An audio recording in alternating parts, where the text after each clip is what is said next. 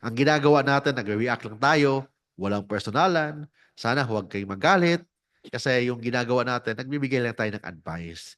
Minsan I heard may nagkumokontra sa akin, may may mga views sila na hindi ah, kalaban sa views ko. Yes, I respect all your views because we are in a democratic country. I respect your view, but hopefully you should also respect mine. Kasi yung ginagawa natin, hindi ko lang ito personal opinion.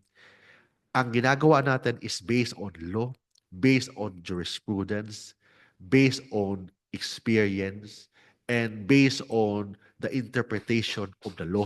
Hindi lang ko lang ito personal opinion na gawa-gawa ko. Kung hindi, ginagawa ko ito para makatulong, para ma-explain sa taong bayan ano yung konsepto ng batas na yan. Wala akong personalan dito, hindi ako personal, namumulitika, purely public service ang objective ng Legal Minds React and also yung mga programs po natin sa Facebook, sa YouTube, and including yung mga media network ng mga programs natin is to share the knowledge of the law sa ating mga kababayan.